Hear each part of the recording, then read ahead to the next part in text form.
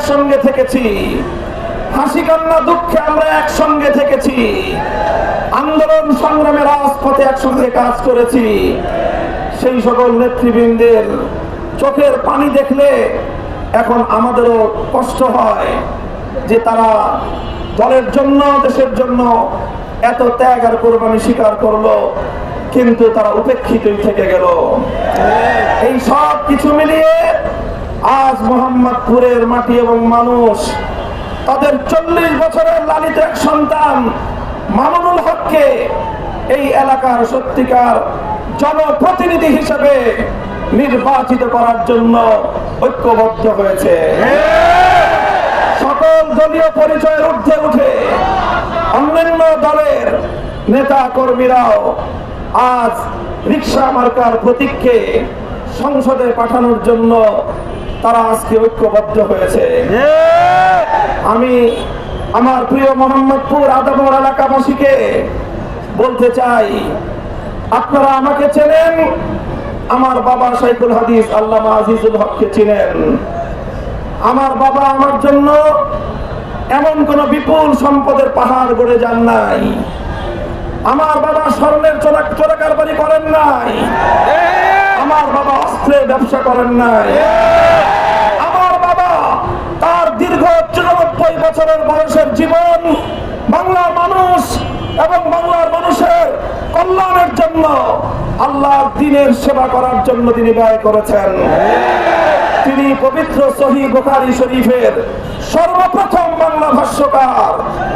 তিনি এই শুধু বাংলাদেশ নয়, বিশ্ব বরেণ্য একজন হাদিস বিশারদ। তাই তিনি আমার জন্য উন্নত শিক্ষা রেখে গিয়েছেন, তেমন সম্পদ রেখে যান নাই। আমি আমার সেই বাবার কাছ থেকে প্রাপ্ত মহান আদর্শের শিক্ষায় আমি আমার প্রতিদ্বন্দ্বী সকল প্রার্থীকে সম্মান করি, তাদের প্রতি আমি শ্রদ্ধা বজায় রাখি, তাদের কাউকে আমি তুই তুকারি করে তুচ্ছ তাচ্ছিল্য করি না।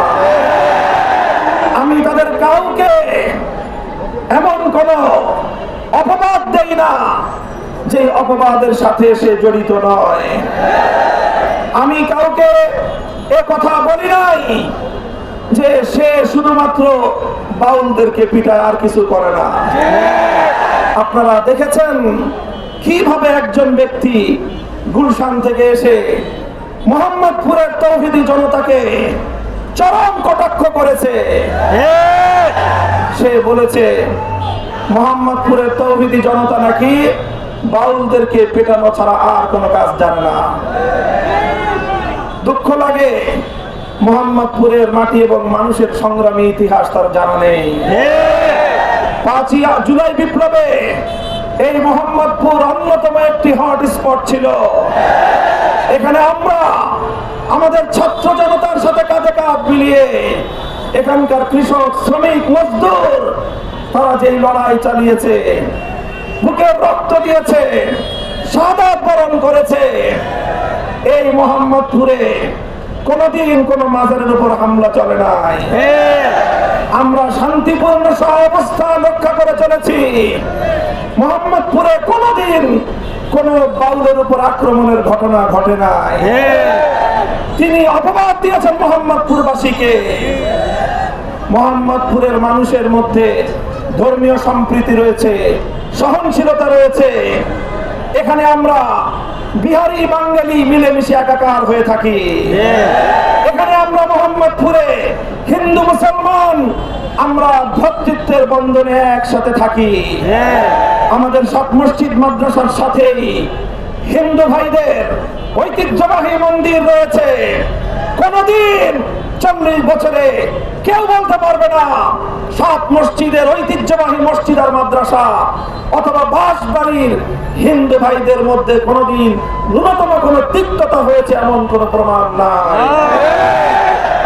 বিহারি ক্যাম্পের ভাইয়েরা তারা তাদের মতো করে ধর্ম পালন করেন, কোনদিন তাদের সাথে এখানে গন্ডগোল হয় নাই। আমরা সম্প্রীতির এক অনন্য মোহাম্মদপুর গড়ে তুলেছি। গুলশান থেকে এসে উস্কানি দিয়ে এখানে মুসলমানদের মধ্যে গন্ডগোল বাঁধাবার পায়তারা করা হয়। আমি বিনীত অনুরোধ করি, আল্লাহর ওয়াস্তে মোহাম্মদপুরের শান্তিপূর্ণ এই পরিবেশটাকে ধ্বংস করবেন না।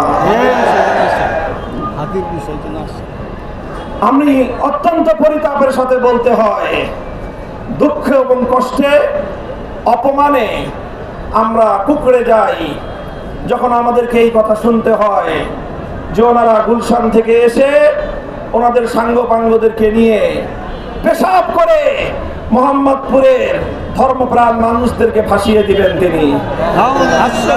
তিনি কি বলেছেন? দাড়িপাল্লা, রিক্সা সব নাকি তাদের পেশাবে ভেসে যাবে।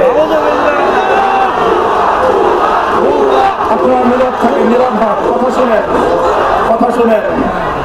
দেখেন, রাজনৈতিক মতবিরোধ থাকতে পারে। বাংলাদেশের অতীতের শিকি শতাব্দীর রাজনীতির ইতিহাস পাঠ করে আসুন, শিকি শতাব্দীর ইতিহাস পড়ুন। দাড়িপাল্লার ধানের শীষ